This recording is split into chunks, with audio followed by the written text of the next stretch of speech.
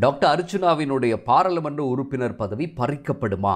இன்னைக்கு சிஐடியில் ஒரு முறைப்பாடு கொடுக்கப்பட்டிருக்கிறது. சிங்கள ஊடகங்களில் கடுமையாக விமர்சிக்கப்படுகிற ஒரு ஆளாக அவர் மாறியிருக்கிறார். குறித்து இன்று விரிவாக பார்க்க போகிறோம். பிரதி அமைச்சர் பதவிகள் வழங்கப்பட்டிருக்கு. அந்த பதவிகள் வழங்கப்பட்ட விதம் குறித்தும் இப்போது மீண்டும் சமூகத்துக்குள்ளே கடும் விமர்சனங்கள் எழுந்திருப்பதை பார்க்கக்கூடியதாக இருக்கிறது.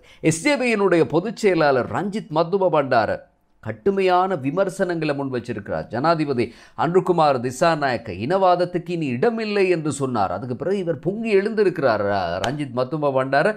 அவர் தெரிவித்த கருத்துக்களை எல்லாம் இன்றைய இந்த பதிவிலே பார்க்கலாம். டாக்டர் அர்ச்சுனா இப்போ டாக் ஆஃப் த டவுனாகவே மாறி இருக்கிறார். இப்போ எல்லா இடத்துலையும் பேசப்படுகிற ஒரு ஆளாக மாறி இருக்கிறார். முதல் நாளே பாராளுமன்றத்தில் கவனத்தை ஈர்த்து விட்டார். ஒரு ஃபேஸ்புக் லைவ் போய் அடிக்கடி ஃபேஸ்புக் லைவ் போகக்கூடிய ஒருவர் இப்போ இவருடைய பாராளுமன்ற பதவிக்கு பிரச்சனை வந்து விடுமா என்கிற விஷயங்கள் எல்லாம் பேசப்படுறதை பார்க்கக்கூடியதாக இருக்கிறது. இந்த சிஐடியில் முறைப்பாடு செய்தாங்க, அது குறித்தும் பேசுவோம்.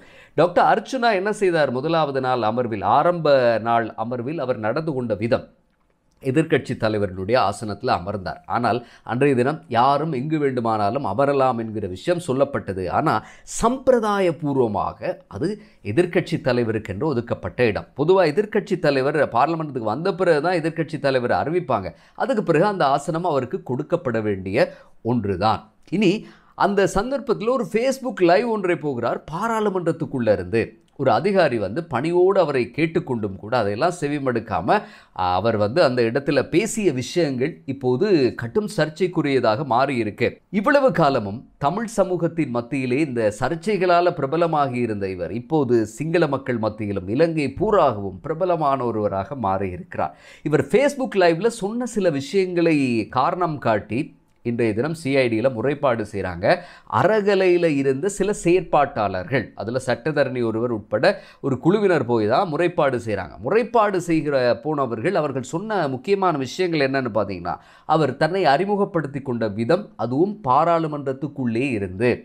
ராமநாதன் அர்ச்சுனா, நான் தமிழீழத்திலிருந்து வருகிறேன் அப்படின்னு சொல்லி அவர் தன்னை அறிமுகப்படுத்தி கொண்டது. இரண்டாவது விஷயம் பார்த்தீங்கன்னா, அவருடைய கடவுள் பிரபாகரன் என்று அவர் குறிப்பிட்ட இன்னும் ஒரு சந்தர்ப்பத்தில் குறிப்பிட்ட ஒரு விஷயம். இதெல்லாம் சொல்லி அவர்கள் தேச துரோக குற்றம் இழைத்திருக்கிறார்னு அவர் மீது முறைப்பாடு ஒன்றை பதிவு செய்திருக்கிறார்கள் சிஐடியில்.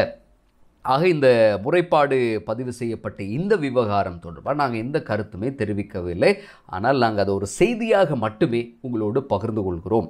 20,487 வாக்குகளை பெற்று அவர் பாராளுமன்றத்துக்கு தெரிவானார். சாவகச்சேரி மக்கள் மிகுந்த நம்பிக்கையோடு அவங்களுடைய பிரச்சனைகளை தீர்த்து வைப்பார், அது மாதிரி அவங்களுக்கு நீண்ட காலமாக இருந்து வரக்கூடிய பல இன்னல்களுக்கும் இனி விடிவு பிறக்கப் போகிறது என்றெல்லாம் பெரிய நம்பிக்கையோடு பாராளுமன்றத்துக்கு அனுப்பி வைத்த ஒருவர் தான் டாக்டர் அர்ச்சுனா.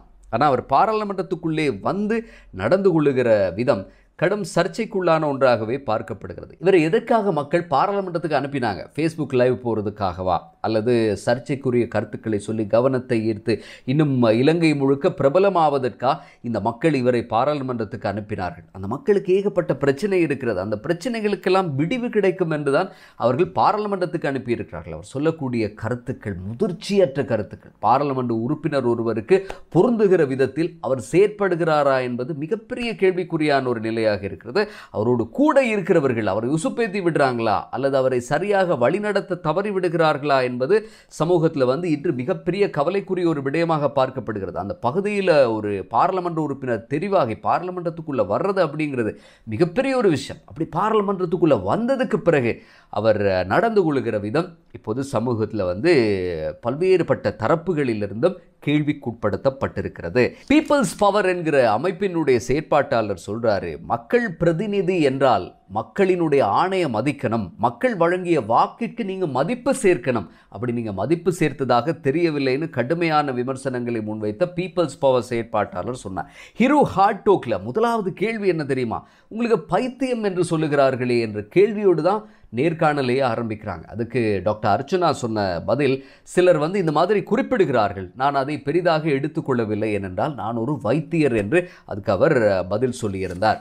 இப்போ இவருடைய பாராளுமன்ற உறுப்பினர் பதவிக்கு பிரச்சனை வந்து விடுமா என்று பல தரப்புகளில் பேசப்படுது. அதில் முக்கியமாக பார்த்தீங்கன்னு சொன்னால் சமிந்த குலரத்ன என்கிற பிரதி செயலாளர், பாராளுமன்றத்தினுடைய பிரதி செயலாளர், ஒரு சட்டத்தரணி, அவர் என்ன குறிப்பிட்டிருந்தார்னு சொன்னால், இந்த மாதிரி பாராளுமன்ற உறுப்பினர் ஒருவர் பதவி பிரமாணம் எடுத்ததுக்கு பிறகு, அவருடைய பெயர் வர்த்தமானியில் வெளியிடப்பட்டதுக்கு பிறகு அவருக்கு எதிராக பாராளுமன்றத்தாலேயோ தேர்தல் ஆணையகத்தாலேயோ சட்ட ரீதியான நடவடிக்கை எடுத்து அவரை நீக்க முடியாது, சட்ட ரீதியான நடவடிக்கை எடுக்க முடியாது. ஆனால் நீதிமன்றத்தால் ஒரு செயற்பாடு முன்னெடுக்கப்பட்டு தீர்ப்பு ஒன்று கொடுக்கப்பட்டால் அந்த தீர்ப்பின் அடிப்படையில் பாராளுமன்றம் செயற்படும் அப்படிங்கிற ஒரு விஷயத்தை சொல்லியிருக்கிறார். பாராளுமன்றத்தால் அவரை நீக்க முடியாது, தேர்தல் ஆணையகத்தாலையும் அவரை இனி நீக்க முடியாது என்று சொல்லி அவர் கருத்து தெரிவித்திருக்கிறார். ஆக இப்போது கடும் பிரபலமான ஒருவராக மாறிக்கொண்டிருப்பவர் கடைசியாக என்ன சொன்னார்னா, நான் அனுரகுமார் திசாநாயக்கவுக்கு தான் ஆதரவு தெரிவித்திருக்கிறேன், அதைவிட முக்கியமாக எதிர்க்கட்சிக்கு அல்ல, அரசாங்கம் எடுக்கக்கூடிய ஆரோக்கியமான விடயங்களுக்கு உறுதுணையாக இருப்பேன் என்றும் அவர் குறிப்பிட்டிருக்கிறார். நேற்றைய தினம் சில சிங்கள ஊடகங்கள் அவரை தவறாக புரிந்து கொண்டு இவர் தேசிய மக்கள் சக்தியினுடைய உறுப்பினர் என்று தவறாக செய்திகளை பிரசுரித்து பிறகு அதை மாற்றிக்கொண்டதையும் கூட பார்க்கக்கூடியதாக இருந்தது. பிரதி அமைச்சர்கள் பதவியும் கொடுக்கப்பட்டிருக்கு. 25 பேருக்கு கொடுப்பதாக சொல்லி ஒரு 29 பேருக்கு கொடுத்திருக்கிறார்கள் பிரதி அமைச்சர் பதவி. இந்த 29 பேரில் ஒரு பெண் கூட இல்லை. இப்போது இதுதான் சமூக ஊடகங்களில் விவாதத்துக்குரிய ஒரு விஷயமாக மாறி இருக்கிறது. ஏற்கனவே அமைச்சு பொறுப்புகளை வழங்கினாங்க, ஒரு முஸ்லீம் அமைச்சருக்கும் கொடுக்கவில்லை என்று சமூக ஊடகங்களில் பல்வேறுபட்ட கருத்துக்கள் பகிர்ந்து கொள்ளப்பட்டு கடந்த 2 பதிவுகளில் இது குறித்து நாங்கள் விரிவாக பேசிவிட்டோம். அதனால் இன்றைய தினம் அது குறித்து நாங்கள் பேச போகிறதில்லை. இந்த பிரதி அமைச்சர் பதவிகளில் ஒரு பெண் உறுப்பினர் கூட தெரிவு செய்யப்படாதது ஏன்? 29 பேர் கொடுத்தீங்க. அதை விட முக்கியமாக ஒரு ஆணுக்கு கொடுக்கப்பட்டிருக்கிறது. பெண்கள் மற்றும் சிறுவர் விவகார அமைச்சு நாமல் சுதர்சன என்கிறவருக்கு கொடுக்கப்பட்டிருக்கிறது அந்த அமைச்சு பொறுப்பு. இதுவும் இப்போ கடும் விமர்சனத்துக்குள்ளான ஒன்றாகவே பார்க்கப்படுது. இதுக்கு காரணம் இருக்கு. என்னன்னா, தேசிய மக்கள் சக்தி இந்த முறை பிரச்சாரத்தின் போது பெண்கள் அணி திரண்டு ஒரு மிக முக்கியமான ஒரு வலுவான பிரச்சாரத்தை மேற்கொண்டார்கள். அதன் அடிப்படையில் அதுக்கு வெற்றியும் கிடைத்தது. பாராளுமன்றத்தில் கிட்டத்தட்ட ஒரு 20 பேர் வரையில் தெரிவு செய்யப்பட்டார்கள். முந்தைய பாராளுமன்றங்களின் எண்ணிக்கையை விட அதிகம் பெண்களினுடைய எண்ணிக்கை இந்த முறை. அதை விட ஒரு பெண் பிரதமர், அமைச்சர் பொறுப்பொன்று கூட கொடுக்கப்பட்டது சரோஜா போல்ராஜுக்கு. இப்படி இருக்கிற நிலையில் ஒரு பிரதி அமைச்சர் பதவி கூட கொடுக்கப்படாதது ஏன்? அதுவும் பெண்கள் மற்றும் சிறுவர் விவகார பிரிவுக்கு கூட ஒரு பெண்ணை நியமிக்காதது ஏன் என்று சொல்லி இப்போது கடும் விமர்சனங்கள் முன்வைக்கப்படுவதை பார்க்கிறோம். இன்னும் ஒரு பக்கம் சொல்கிறாங்க, இந்த மாதிரி முக்கிய பொறுப்புகளை பகிர்ந்து அளிக்கிற போது கட்சி குறைபாடுகளை செய்துவிட்டதா அல்லது ஒரு பக்கச்சார்பாக நடந்து கொண்டதா என்கிற விதத்தில் கடும் விமர்சனங்கள் முன்வைக்கப்படுகின்றன.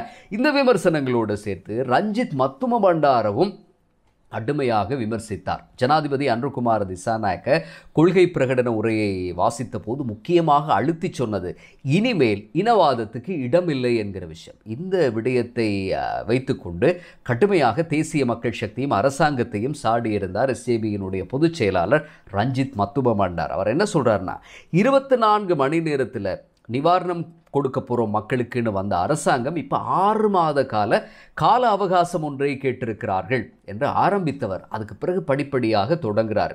என்ன விஷயம் சொல்கிறாரு?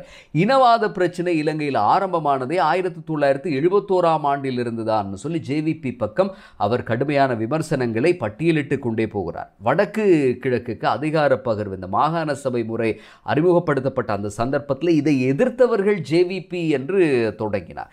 அடுத்ததா பாராளுமன்ற உறுப்பினர்கள் கொலை செய்யப்பட்டார்கள், வேட்பாளர்கள் கொலை செய்யப்பட்டார்கள், கிட்டத்தட்ட ஒரு 6000 பேரை கொன்றார்கள் என்கிறார். அடுத்து இன்னும் ஒரு விடயம் அவர் சொன்னது, பாராளுமன்ற உறுப்பினர்களுக்கு பாதுகாப்பு கொடுக்கப்பட்ட விவகாரம். இப்போது பாதுகாப்பு குறைக்கப்படுகிறது. ஆனால் பாதுகாப்பு கொடுக்கப்பட ஆரம்பித்தது 88-89ஆம் ஆண்டு காலப்பகுதிகளில் தான். அதுவும் பிரச்சனை இருந்த காலப்பகுதிகளில் தான் இந்த மாதிரி பாதுகாப்பு கொடுக்கப்பட வேண்டிய நிலையே உருவானது என்று இன்னும் ஒரு விடயத்தை குறிப்பிட்டார். அடுத்ததாக கடைசியாக அவர் அந்த உரையை நிறைவு செய்தது, இனவாத அரசியலுக்கு இப்போது இடமில்லை என்று சொல்லுகிறார் ஜனாதிபதி.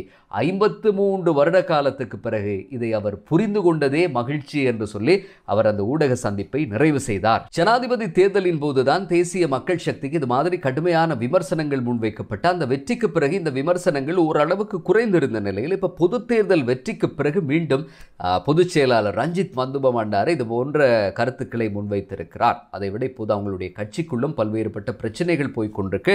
5 தேசிய பட்டியல் ஆசனங்கள், அதில் 1 கொடுக்கப்பட்டிருக்கு. இன்னும் 4 பேரை எப்படி தெரிவு செய்வது என்று சொல்லி யோசித்து கொண்டிருக்கிற நிலையில தான் இந்த ஊடக சந்திப்பும் நடந்து இந்த மாதிரி கருத்துக்கள் முன்வைக்கப்பட்டிருப்பதை பார்க்கக்கூடியதாக இருக்கிறது.